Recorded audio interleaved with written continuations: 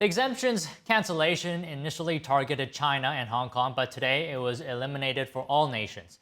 Joining us now to discuss is Vance Ginn, president of Ginn Economic Consulting. He served as chief economist at the White House Office of Management and Budget under the first Trump administration. And we have Daniel Lacalle, chief economist at Tressis, a wealth management and financial service company. He's also an international financial analyst and author of the book Freedom or Equality. So first of all, great to have you both here. Good to see you, Vance. Good to see you, Daniel.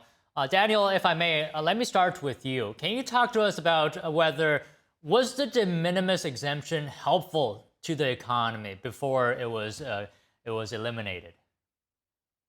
I think that exemption made no discernible impact on the economy. And actually, if anything, as you had very well mentioned, it was viewed as a loophole to avoid tariffs and to increment the level of origin washing from some of the Chinese imports. So in general, that was one of those policies that in paper and in headline generate a certain level of logic saying that, well, this might be a positive for the economy, but it ended up having no discernible positive impact whatsoever. And what we have right now, as we have seen with the data recently, is that with the imposition of the new set of tariffs and the new commercial and trade agreements between other nations, what we have seen is that there is no inflationary impact. So I don't see that there will be any type of negative impact from changing it. Vance, can I get your thoughts now? How are you looking at this? It seems like members of both parties have viewed the exemption as potentially harmful for the American company. What do you think, economy?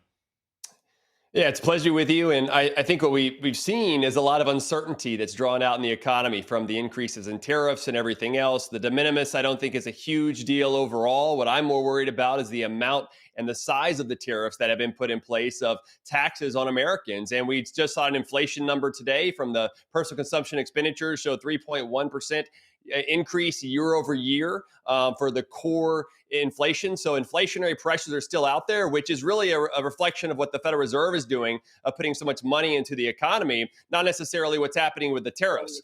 Inflation is always and everywhere a monetary phenomenon, not a tariff phenomenon, because that reflects relative price changes on things that have tariffs on them that we're importing, not necessarily on all, a lot of the general prices of goods and services across the economy. And so while I don't think the de minimis thing is too big of a deal, I'm more concerned about the tariffs and the trade protectionism that's going on, because at the end of the day, Americans should be free to purchase what they want to purchase from wherever they want to purchase. Right. We'll get into the tariff discussion in a bit more detail later. But right now, I just want to understand this de minimis exemption. Daniel, in your view, what are the benefits actually of getting rid of the exemption? Because you said earlier it didn't really have a positive impact noticeably on the economy. The most important one is that it will clarify the situation and avoid a loophole that has been generating a lot of this origin washing that I mentioned prior. Also has reduced significantly the revenues for the United States in terms of tariffs. But what I also think is that this idea that small packages need to be exempt and larger packages need not be exempt makes no sense from an economic standpoint. What we need to understand is you may disagree with tariffs or not. That is a completely different argument. But the idea that there's going to be a benefit for the economy by eliminating any type of tax, if you want, on smaller packages makes absolutely no sense. Think about it. Nobody would think that it's a good idea to, in Europe, for example, to reduce the VAT on a product if it's a small package versus a larger package. What is going to happen? That they're just going to suddenly, you're going to have a massive increase in the small packages. And obviously that has no impact. Furthermore, what we have seen is that actually the margins of companies that were taking the advantage of this loophole actually increased. So it's not even something that was generating a positive outcome for consumers. It was simply something that benefited. And obviously, well, if you have a loophole, taking advantage of it is not a bad thing. I'm not questioning that strategy, but certainly it did not have any type of positive outcome, for consumers. Okay, Vance, I want to stay on this just a little bit longer on de minimis. So UPS reported a huge drop in parcel volume after the change in the exemption was first issued. Vance, do you think consumers will have fewer choices online after this? It depends. I mean, I think, like Daniel was saying, I think it's important not to pick winners and losers with the tax code, including the de minimis. No matter what the size should be, it should be up to us as consumers to be able to purchase that across the way. And so, we'll see how much of an impact this has. But if they're reporting that it had an impact before, let's see what happens now. I mean, I think one of the things that we've seen within tax policy, and especially within tariffs and everything now with the de minimis and everything else, is there's a lot of complications. It's a labyrinth form of a maze of different taxes that are on businesses, and so removing some of those, like this de minimis situation, I think actually frees them up to make more profit-driven decisions versus what the government is telling them. Okay, it's too small of a package or too big. That's just nonsense. It should not be a part of any sort of the tax code. Okay, Daniel, I want your response now to what Vance was saying earlier. I think he was suggesting that perhaps tariffs will have a upward pressure on consumer prices. What are your thoughts on that? Well, we have seen today with the latest figures and all of the figures that we're seeing is that tariffs, and he said it very, very well, tariffs do not cause inflation, and tariffs are not something that generates more units of currency in the system. What causes inflation is an abrupt increase in the amount of money in the system. Where are inflationary pressures coming, if there are any? Look at it today.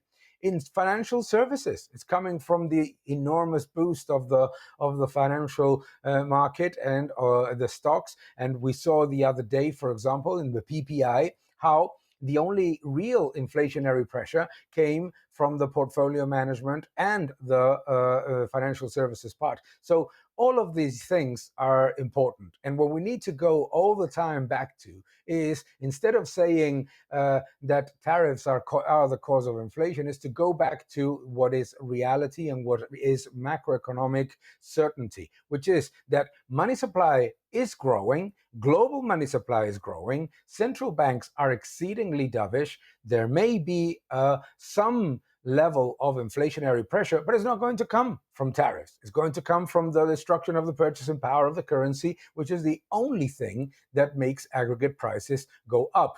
And remember that what people are all the time trying to take us in the debate is to talk about individual prices. You hear a lot on the media, etc., how, oh no, but the prices of such good have gone up and the price of that good has gone up. No.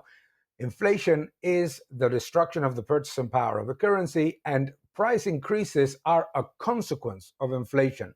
Tariffs do not cause inflation. You may criticize tariffs for other reasons, for political reasons, for commercial reasons, whatever you want to call it. Some people even call tariffs a reverse subsidy on the United States, whatever you want to call it. However, you cannot say that they cause inflation. Okay, Vance, your response. Well, I mean, I agree with him for the most part. I do think we see some inflation. Well, not inflation, but price increases. When you look at steel, steel here in the United States, prices are going up compared to Europe and other places. Some good charts out there recently that I've seen on that. We've also seen some of our other import prices have been increasing as well. So, but I mean, that's a direct reflection of the higher tax on those to Americans. I mean, tariffs are taxes on Americans. We should understand that. And I think this is part of the play that the Trump administration wants, is for Americans not to purchase as much imports, thereby increasing the price.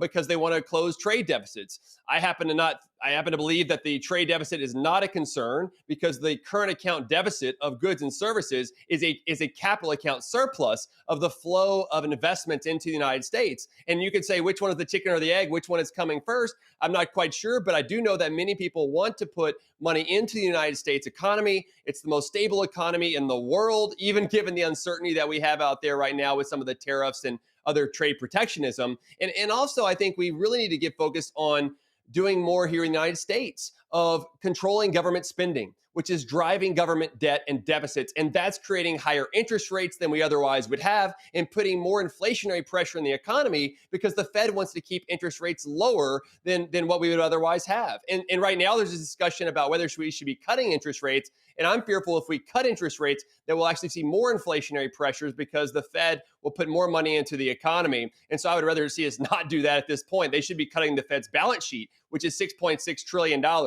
Take all this together. What does this mean to Americans at home is that there is going to be higher prices that we're paying. We're seeing that in some of the inflationary pressures. It's not from the tariffs. It's from the debt from the federal government's printing or putting in place. And then the Fed, the money supply is increasing to basically monetize a lot of that debt. That's really where we should be looking at. Okay, Daniel, a couple of points for you to respond to. How do you explain the price pressures on steel perhaps going up, and how are you looking at government spending? Oh, but the idea that prices of steel in America are rising because of tariffs and they're not rising in Europe because that the cause is tariffs. No, it's because the European economy is in an absolute disaster mode. That is what's happening.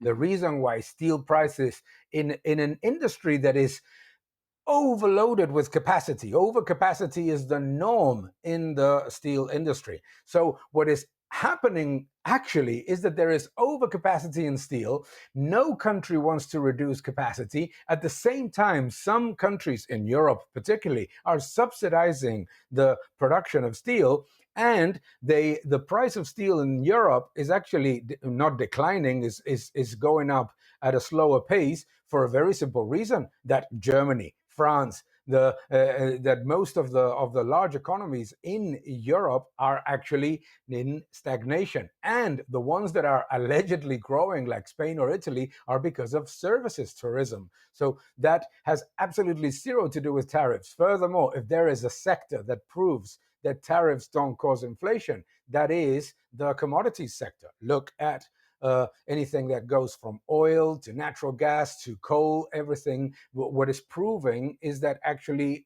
producers have the ability to, not producers, but the entire chain of is very complex and absorbs the vast majority of it. Furthermore, in any case, I'm glad to see finally steel prices doing something in the United States. It's going to come down very, very quickly. Okay, Vance, we just have a tiny bit of time left. You get the final word today. Any final thoughts? Well, I think it's a great discussion, and it's something we need to keep looking at because tariffs, I thought, were a part of a temporary way to bring others to the negotiating table. But it seems like this is going to be a more persistent, long-term tariff imposition by the Trump administration and potentially after that. They're expecting $3 trillion in new revenue coming in over the next decade. So that indicates to me that it's more permanent. And I hope that that's not the case. We should not be in a situation to be raising taxes on Americans. And instead, we should be cutting government spending and finding a way to deal with our fiscal crisis, which comes from government spending, not from revenue. And so that would also allow for more economic growth across the economy as well. Well, one thing's for sure, that this topic is probably going to be discussed for the foreseeable future, as long as the tariffs are in place. Thank you very much for your time today, Vance and Daniel. Thank you. Great pleasure.